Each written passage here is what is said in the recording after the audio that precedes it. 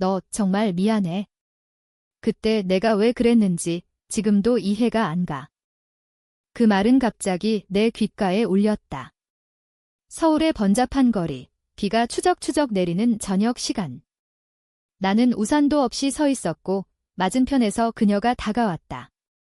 4년 만의 재회였다. 그녀는 여전히 그 미소로, 하지만 눈에는 후회가 가득했다. 김지은. 내 인생에 가장 아픈 상처를 준 사람. 17살 때 그녀는 나를 괴롭혔다. 학교 복도에서, 교실에서, 심지어 집 근처 골목에서. 너 같은 애가 왜 여기 있어? 하며 웃던 그 얼굴이 아직도 생생했다. 그런데 지금 21살의 그녀는 내 앞에 서서 사과를 하고 있었다. 나는 한 걸음 물러섰다. 지은아, 왜 이제 와서? 내 목소리가 떨렸다. 그녀는 고개를 숙였다. 나 변했어. 그때는 나도 아팠어. 하지만 이제는 달라. 그 순간 비가 더 세차게 내렸다. 우리는 가까운 카페로 피신했다. 그곳은 홍대 근처의 작은 커피숍, 젊은이들이 모이는 곳이었다. 따뜻한 라떼를 마시며 우리는 이야기를 시작했다. 내 이름은 이수민. 서울의 평범한 동네에서 자랐다. 부모님은 전통적인 한국 가정, 아버지는 회사원, 어머니는 주부. 나는 옆집 소녀, 지은과 어렸을 때부터 알았다. 유치원 때부터 함께 놀았지만 고등학교에 들어서면서 모든 게 변했다. 지은은 인기 많고 밝은 아이였다. 반면 나는 조용하고 책만 읽는 타입. 그런데 어느 날부터 그녀가 나를 타겟으로 삼았다. 수민아, 너 왜 그렇게 이상해? 친구들 앞에서 웃으며 말하던 그 말들. 나는 학교를 가기 싫어졌다. 집에 돌아와 울던 날들이 많았다. 왜 그랬을까? 그때는 몰랐다. 지은의 가정은 완벽해 보였지만 뒤로는 아버지의 폭력이 있었다. 그녀는 그 스트레스를 나에게 풀었다. 하지만 그건 나중에 알게 된 사실. 17살의 나는 그냥 상처받았을 뿐. 졸업 후 나는 대학에 가기 위해 열심히 공부했다. 지은은 소문으로 들었다. 그녀는 모델이 되려고 서울로 올라왔다. 카페에서 그녀는 눈물을 흘렸다. 수민아, 그때 내가 너를 좋아했어. 그런데 그 감정을 이해하지 못해서 괴롭혔어. 그 고백은 충격이었다. 좋아했다고? 레즈비언. 한국 사회에서 그런 감정을 어떻게 표현할 수 있나? 나는 얼어붙었다. 뭐라고? 그녀는 고개를 들었다. 나, 여자를 좋아한다는 걸 그때 깨달았어. 너였어. 그런데 무서웠어. 그래서 미워한 척했어. 그날 밤, 나는 집으로 돌아왔다. 창밖으로 비가 내리는 서울의 야경을 보며 생각했다. 내 마음도 복잡했다. 17살 때의 상처가 아직 남아있지만 그녀의 눈빛은 진심이었다. 다음 날 그녀에게 메시지를 보냈다. 한번 만나자. 그렇게 우리의 재회가 시작됐다. 우리는 자주 만났다.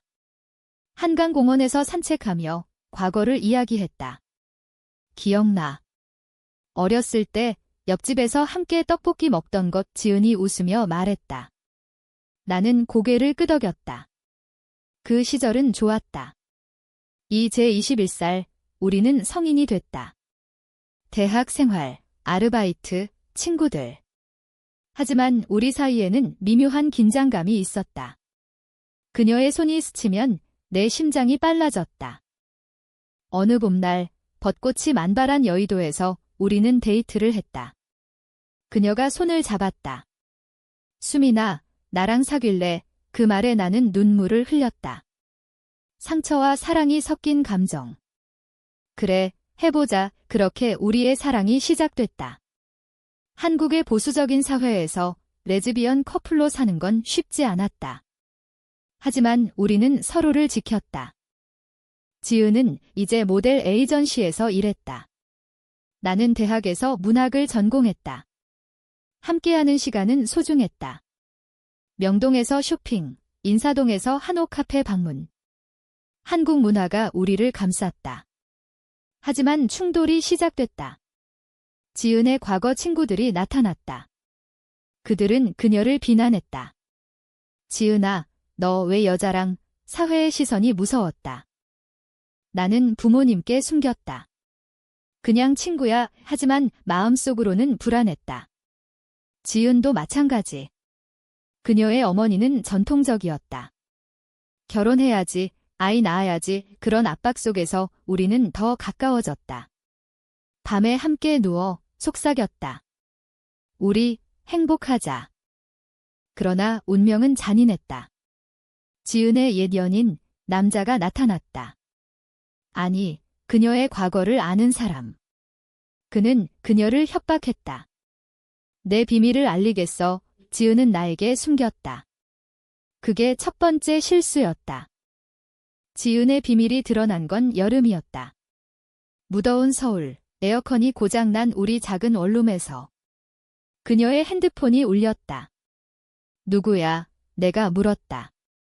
그녀는 당황하며 아무도 아니야. 하지만 나는 봤다. 메시지, 오늘 밤 만나자. 아니면 내 비밀 공개할게. 나는 화가 났다. 이게 뭐야? 설명해. 지은은 울면서 털어놨다. 그때, 고등학교 때 나 남자랑 사귀었어. 하지만 그건 가짜였어. 가족 때문에 그 남자는 그녀의 과거를 이용해 돈을 요구했다. 레즈비언이라는 걸 알면 내 커리어 끝이야. 모델 업계는 보수적이었다. 나는 충격받았다. 왜 나한테 말 안 했어? 그녀는 미안해, 수민아. 너 상처 줄까 봐. 하지만 그건 배신처럼 느껴졌다. 우리는 싸웠다. 너 아직도 나를 완전히 믿지 않는 거야. 내가 소리쳤다. 지은은 아니야, 사랑해. 하지만 그날 밤 나는 집을 나왔다. 혼자 한강을 걸었다. 물결 소리가 내 마음을 달래주려 했지만 실패했다. 한국 사회에서 LGBT는 여전히 금기. 드라마나 영화에서나 나오는 이야기. 현실에서는 숨겨야 했다. 부모님, 친구들, 직장. 모든 게 압박이었다. 지은의 배신은 그 상처를 더 키웠다. 다음 날 지은이 찾아왔다. 미안해. 그 남자랑 만나서 끝냈어. 그녀는 돈을 주고 입막음을 했다. 하지만 나는 용서하기 어려웠다.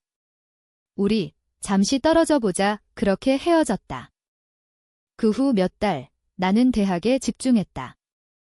문학 수업에서 한국 고전 소설을 읽으며 위안을 찾았다. 춘향전처럼 사랑의 시련을. 하지만 현실은 더 잔인했다. 지은은 소셜미디어에서 사라졌다. 모델 활동을 그만둔 듯 했다. 옆집 소녀가 다시 멀어졌다. 가을이 왔다. 단풍이 물든 남산에서 우연히 그녀를 만났다. 수민아, 그녀는 야위어 있었다. 나 병원에 다녀. 그녀의 어머니가 그녀의 성 정체성을 알게 돼 충격으로 쓰러졌다. 지은은 죄책감에 시달렸다. 모두 내 탓이야. 나는 그녀를 안았다. 아니야, 우리 탓이 아니야. 사회가 잘못된 거지. 그날 우리는 화해했다. 사랑은 여전했다. 하지만 충돌은 계속됐다. 내 부모님도 의심하기 시작했다. 수민아, 왜 남자친구 안 사귀니? 전통 가정의 압력. 추석 때 가족 모임에서 나는 외로웠다. 지은과 나는 비밀 데이트를 했다. 부산으로 여행 갔다. 바다를 보며 우리 영원히 함께하자 약속했다. 해운대 해변에서 손을 잡고 걸었다. 한국의 바다 바람이 우리를 감쌌다. 하지만 돌아오는 기차에서 그녀가 말했다. 나 해외로 갈까 봐. 모델 일 때문에. 그건 또 다른 배신처럼 느껴졌다. 나 혼자 두고 싸움이 시작됐다. 너만 생각하냐? 그녀는 아니, 우리 미래를 위해. 하지만 나는 이해할 수 없었다. 겨울이 다가오며 우리의 관계는 위태로워졌다. 어느 눈 오는 날 지은이 사라졌다. 메시지 하나, 미안해, 수민아. 나 떠날게. 나는 패닉에 빠졌다. 그녀의 집으로 달려갔다. 옆집, 익숙한 문 후 그녀의 어머니가 문을 열었다. 지은이. 해외로 갔어. 나는 무너졌다. 배신의 절정. 그녀는 나를 버렸다. 서울의 추운 거리를 걸으며 울었다. 왜? 사랑한다고 했는데. 지은의 부재는 내 인생을 바꿨다. 21살의 겨울, 나는 혼자였다. 대학 졸업을 앞두고 취업 준비에 몰두했다. 하지만 마음은 공허했다. 그녀의 빈자리가 너무 컸다. 소셜미디어를 뒤지다 그녀의 인스타를 찾았다. 미국, 라에서 모델 활동 중이었다. 사진 속 그녀는 웃고 있었지만 눈은 슬퍼 보였다. 나는 메시지를 보냈다. 왜? 답은 없었다. 한국의 LGBT 커뮤니티에 가입했다. 온라인 모임에서 비슷한 사람들을 만났다. 사회가 우리를 억압해 그 말들이 위로가 됐다. 하지만 지은에 대한 그리움은 사라지지 않았다. 봄이 다시 왔다. 벚꽃 아래서 나는 새로운 친구를 사귀었다. 박민지. 그녀도 레즈비언이었다. 커피숍에서 만난 그녀는 밝고 이해심 많았다. 수민아, 과거는 잊어. 우리는 데이트를 시작했다. 하지만 지은의 그림자가 드리웠다. 민지의 손을 잡을 때 지은이 생각났다. 한편 지은의 소식이 들려왔다. 그녀의 어머니가 병원에 입원했다. 암 진단. 지은이 귀국했다. 나는 망설이다. 병원을 찾았다. 지은아, 그녀는 놀랐다. 수민아, 왜 왔어? 나는 너 어머니 때문에. 하지만 진심은 그녀를 보고 싶어서. 병실에서 우리는 이야기했다. 미안해. 떠난 건 어머니 때문에. 내가 상처받을까 봐의 그녀의 어머니는 그녀의 성 정체성을 받아들이지 못했다. 내가 여자 좋아하는 거 그만둬. 압박에 지은은 도망쳤다. 하지만 이제 어머니의 병으로 돌아왔다. 나는 용서했다. 우리 다시 시작하자. 하지만 민지가 있었다. 나는 민지에게 솔직히 말했다. 미안해. 아직 그녀를 사랑해. 민지는 이해했다. 행복해져. 그렇게 우리는 헤어졌다. 지은과 나는 어머니를 돌보며 가까워졌다. 병원 복도에서 손을 잡았다. 사랑에 속삭였다. 한국의 의료 시스템, 가족 중심 문화가 우리를 시험했다. 어머니는 서서히 회복했다. 그리고 어느 날 그녀가 말했다. 지은아, 내 행복이 중요해. 그건 변화의 시작이었다. 여름, 우리는 제주도로 여행 갔다. 검은 모래 해변에서 영원히 함께 약속했다. 제주의 자연이 우리를 치유했다. 올레길을 걸으며 과거를 털어냈다. 17살 때 미안해. 지은이 말했다. 나는 이제 괜찮아. 하지만 충돌이 다시 왔다. 지은의 에이전시가 그녀를 해외로 보내려 했다. 이번엔 거절할게. 그녀가 말했다. 하지만 나는 불안했다. 정말 그녀는 너랑 있고 싶어. 가을 축제에서 우리는 함께했다. 추석, 가족과 함께. 내 부모님도 서서히 받아들였다. 수민아, 그 애가 내 친구. 물었지만 눈빛은 알았다. 한국 사회의 변화, 느리지만 일어나고 있었다. 겨울, 눈이 내리는 날 예지은이 프로포즈했다. 나랑 결혼할래? 법적으로 안 돼도 우리 마음으로. 나는 눈물을 흘렸다. 그래. 하지만 운명의 장난. 지은의 어머니가 재발했다. 병원에서 우리는 밤을 새웠다. 엄마, 미안해. 지은이 울었다. 나는 그녀를 안았다. 인생의 무상함을 느꼈다. 어머니의 병은 우리를 더 강하게 만들었다. 지은은 모델 일을 그만두고 간호를 배웠다. 나는 작가가 되기 위해 노력했다. 우리의 사랑은 깊어졌다. 서울의 작은 아파트에서 함께 살았다. 아침에 김치찌개를 끓이며 사랑해 말했다. 하지만 사회의 시선은 여전했다. 직장에서 동료들이 수근거렸다. 수민 씨, 여자랑 산다고. 나는 웃으며 넘겼다. 네, 행복해요. 한국의 LGBT 운동이 활발해지며 희망이 생겼다. 프라이드 퍼레이드에 참여했다. 무지개 깃발 아래서 손을 잡았다. 지은의 과거가 다시 나타났다. 그 남자가 돌아왔다. 돈 더 줘, 협박. 이번엔 나도 알았다. 우리는 경찰에 신고했다. 이제 그만, 지은이 말했다. 법의 도움으로 그는 사라졌다. 그건 우리의 승리였다. 봄, 벚꽃 축제에서 우리는 약속 반지를 교환했다. 영원히 친구들이 축하했다. 민지도 왔다. 축하해. 그녀의 미소가 따뜻했다.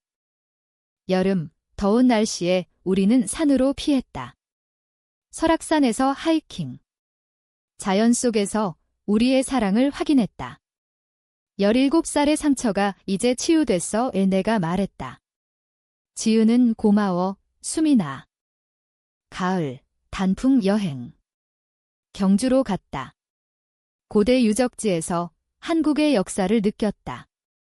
우리처럼 사랑은 영원해. 겨울, 크리스마스. 홍대 거리에서 불빛 아래 키스했다. 사람들의 시선 속에서도 두려워하지 마, 지은이 말했다. 하지만 고조되는 긴장. 지은의 어머니가 위독해졌다. 병원에서 마지막 순간. 지은아, 행복하게 살아. 어머니의 유언.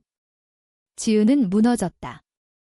장례식에서 나는 그녀를 지켰다. 한국의 장례 문화, 가족의 슬픔. 어머니의 죽음 후 지은은 우울증에 빠졌다.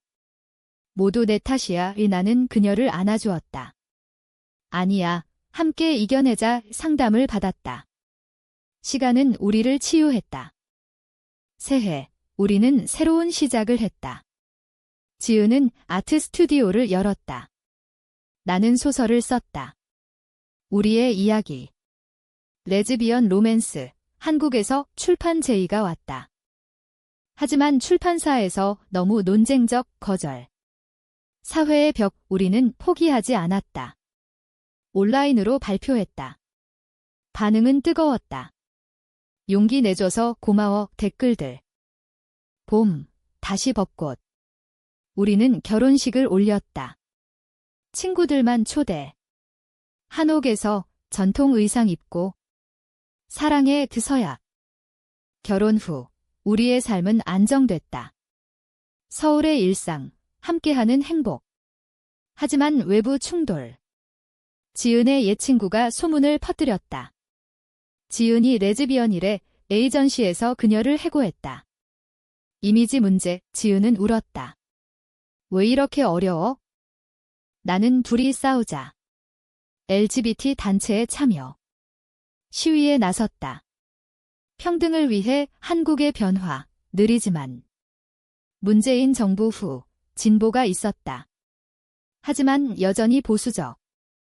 여름, 우리는 해외로 여행. 태국에서 자유를 느꼈다. 여기선 손잡아도 괜찮아. 지은이 웃었다. 돌아와, 더 강해졌다. 가을, 내 소설이 출판됐다. 옆집 소녀 제목. 베스트셀러. 인터뷰에서 싫어해요. 말했다. 사회 반향. 일부 비난, 하지만 지지 많았다. 지은은 새로운 직업. 카페 오픈. 우리 카페와 함께 운영. 손님들 중 LGBT 많아. 커뮤니티가 됐다. 겨울, 눈 오는 날 지은이 임신 소식을? 아니, 우리는 입양고했다. 아이 키우자. 하지만 한국법, 동성 커플 입양 어려움. 포기하지 마. 싸움 시작. 고조되는 드라마. 법정 싸움. 변호사 도움. 인권 문제, 미디어 주목. 우리의 이야기, 뉴스에. 레즈비언 커플의 투쟁. 지은의 건강 문제. 스트레스로 쓰러졌다. 병원에서 미안해 그녀 말했다. 나는 함께야. 회복 후 우리는 승리했다. 입양 허가. 작은 여자아이. 우리 딸 행복의 절정. 하지만 배신의 그림자. 내 옛 친구가 우리를 배신. 소설이 거짓 소문. 출판사 소송. 명예훼손 위기. 지은과 나는 대처했다. 진실이 이겨 법정에서 증언. 승소. 새봄, 가족 셋, 벚꽃 아래 산책. 행복해. 시간이 흘렀다. 우리의 딸, 혜린이는 자랐다. 5살, 밝은 아이. 엄마들 사랑해 말했다. 한국 사회, 서서히 변했다. 동성 결혼 법안 논의? 우리의 이야기가 도움됐다. 지은과 나는 노후를 준비했다. 30대 중반, 안정된 삶 카페는 번창. 소설 시리즈 출간. LGBT 인 코리아 국제적 주목. 하지만 과거 상처. 17살의 괴롭힘, 가끔 꿈에 나왔다. 지은이 안아주며 미안해 말했다. 나는 사랑해. 인생의 고비. 지은의 건강 제발. 암, 왜 나야, 그녀 울었다. 병원 생활. 나는 곁 지켰다. 함께 이겨. 치료 중, 그녀 말했다. 수민아, 내가 내 인생의 비디야 눈물의 나날. 기적처럼 회복. 감사해, 우리는 더 소중히 살았다. 혜린이의 학교 생활. 엄마 둘이 왜? 친구들 질문. 우리는 설명. 사랑하는 가족이야, 교육의 중요성. 가족 여행. 제주도 다시. 바다에서 영원히. 결말의 순간. 노년, 우리는 함께. 손주 보며 우리 사랑 아름다웠어, 지은이 말했다. 나는 그래. 인생은 고통과 사랑의 조화. 17살의 상처가 21살의 사랑으로 변했다. 한국 사회, 변화 중 우리의 이야기는 희망.